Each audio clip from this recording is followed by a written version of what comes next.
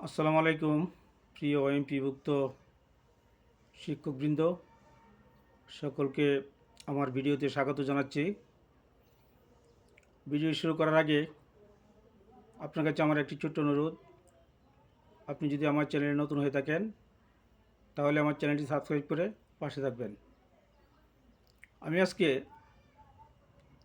এমপিভুক্ত শিক্ষক কর্মচারীগণ যারা তৃতীয় ধাপে বাদ পড়েছেন ইএফটিতে, যাদের প্রথম, দ্বিতীয়, তৃতীয় ধাপে নাম আসে নাই, এরকম যারা এখনও ইএফটির আওতায় আসেন নাই, তাদের একটি আপডেট আজকে আপনাদেরকে দিতে চাই। মাউসি যে সিদ্ধান্ত দিয়েছে সেই সিদ্ধান্তটা আপনাদেরকে জানাতে চাই। ইতিমধ্যেই প্রথম ধাপে 1,89,000 শিক্ষক কর্মচারীগণ ইএফটিতে বেতন পেয়েছেন। দ্বিতীয় ধাপে 67,444 জন ইএফটিতে নাম এসেছে এবং বেতন পেয়েছেন, এবং তৃতীয় ধাপে 84,000 শিক্ষক কর্মচারীর নাম এসেছে, তো তারা এখনও বেতন পান নাই। তাদের বেতনটা ফেব্রুয়ারি মাসের মধ্যেই, প্রথম সপ্তাহের মধ্যেই হয়ে যাবে ইনশাল্লাহ, আশা করছি। মাউসি এমন সিদ্ধান্ত জানিয়েছে। এখন সবচেয়ে বড় যে বিষয়টা হলো সেটি হচ্ছে, তৃতীয় ধাপেও যাদের নাম আসে নাই, যে তারা কিন্তু খুবই একটি ব্যাঘাতের মধ্যে পড়েছে, আসলে একটা ভোগান্তির মধ্যে পড়েছে। শিক্ষকদের বেতন কম, এমনিতে বেতন পাওয়ার পরেও তাদের সংসার চলে না, তার মধ্যে 2 মাস ধরে বেতন নেই, এটি একটি কষ্টের বিষয়। তো মাউসিতে যে সিদ্ধান্ত দিয়েছে যে ফেব্রুয়ারি মাসের প্রথম সপ্তাহের মধ্যেই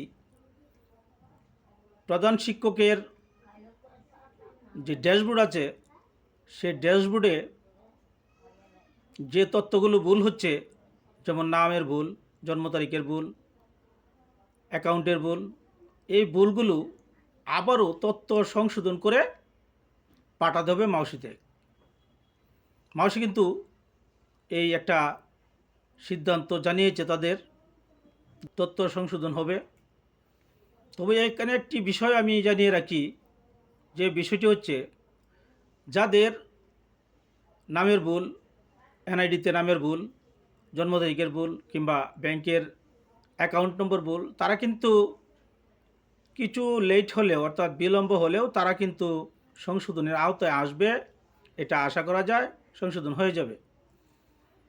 কিন্তু যাদের সার্টিফিকেট জাল, তারা কিন্তু বেকায়দায় পড়বে, এটা বলাই চলে, এটা নিঃসন্দেহে বলা যায় যে যাদের সার্টিফিকেট জাল তাদের কিন্তু চাকরি থাকবে না বললেই চলে। আর যাদের কিছু ভুল ত্রুটি আছে যেগুলো সংশোধনযোগ্য, তারা কিন্তু আগামী সপ্তাহে আপনাদের সঠিক তথ্য দিলে, কিছু দেরি হলেও আপনারা কিন্তু, আপনাদের নাম আসবে, আপনারা কিন্তু বেতন পাবেন। মাউসি কিন্তু এই সিদ্ধান্ত দিয়েছে।